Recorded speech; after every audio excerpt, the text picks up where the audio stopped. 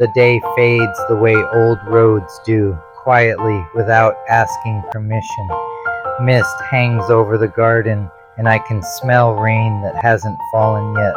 The lantern hums beside me, its light bending across the puddles like time itself. I watch the water move, and it feels like watching my own years drift past, some wild, some wasted, all of them trying to find their way home. People say the past was better, but they forget how heavy it was to carry. They say the future will fix things, but they never name what it will cost. So I sit here between them, boots muddy, heart open, and I ask the river what it knows about beginning again. It answers softly, use what you have, use right now. The river remembers. Not every river reaches the sea, but every drop returns to sky by changing winds. Gather close, little ones. Sit by the moss and fireflies. Tonight I'll tell you how a river begins and why its ending is never where you think. I speak first because I remember the mountain. White breath, sharp wind, the world newborn. Up there, water doesn't walk, it leaps. At the first cliff, it learned otherwise, crashing into the rock ribs of the world, shattering into 100 smaller cells before gathering its courage again. The fall didn't break me, the river says. It scattered me, scared me, shook me apart. But every piece learned the language of stone, how to carry pain without becoming it, how to rise again with bits of the mountain stitched into my bones. It slid into canyon years next, deep shadows, narrow walls, a place where echoes outnumbered sunlight. You know those years too. I wasn't lost, the river whispers.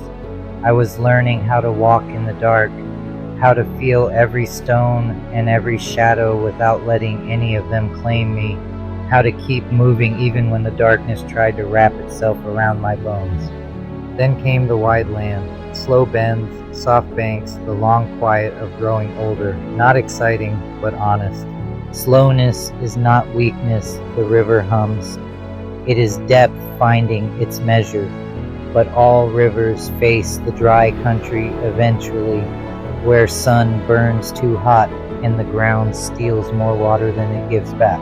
Even the oldest of us grow quiet in this place, the land where dreams blister and the sky watches without blinking. This is the chapter that weighs the heaviest, because every heart, child, elder, wanderer, warrior, has tasted drought in some form, the drought of love, the drought of worth, the drought of being unseen. I cracked, the river says, voice trembling. I sank into the dust. For a while, I didn't flow, I faded, I forgot I was ever water. Some gnomes gasp. They've never heard a river confess. But you nod. You remember the years you felt like dust too. Then I tell the children the secret. Not every miracle is loud. Some start underground. For even in the deepest dry, the river kept walking in the dark, a hidden traveler beneath the roots of the world. Healing is the part no one sees, the river murmurs, but it is where I found myself again. One night, a spring cracked open, just a trickle, just a silver thread, but enough. I thought I was ending, the river says, but really, I was beginning differently. The river widened again, slow and sure. Animals returned, birdsong returned, even laughter returned. But here's the truth I tell gently. Not every river touches the sea. Life doesn't always deliver the ending we were promised. The river bows its head. I came close. I could smell the salt. But the earth had other plans. The young gnomes lean in, worried, as if this story might break.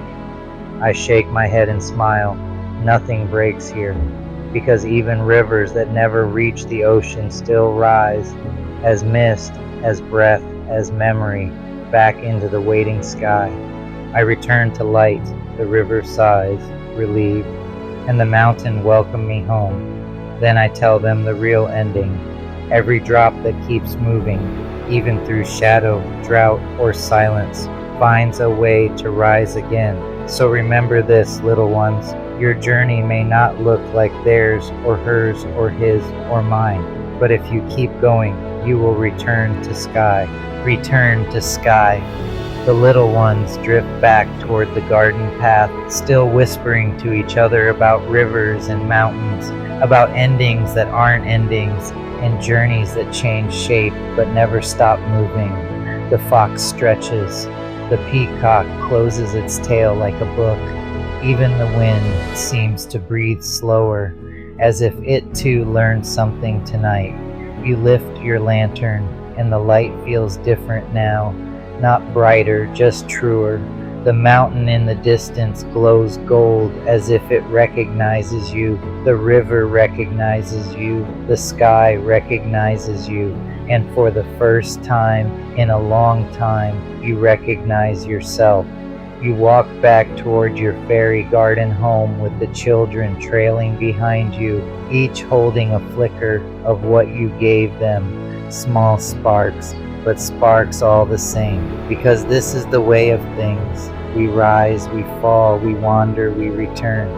And when the river inside you finally remembers its name again, the whole sky listens. I don't ask because it's easy. I ask because I believe these words matter. Every story here, every frame, every line, every voice takes hours of life, love, and breath. I pour it in because I still believe art can move the needle and truth can outlast the noise. If these stories have lit something in you, help me keep the flame alive. Like it, share it, speak it forward, and if you can, help fuel the next fire. Patreon, patreon.com, Changing Winds Podcast.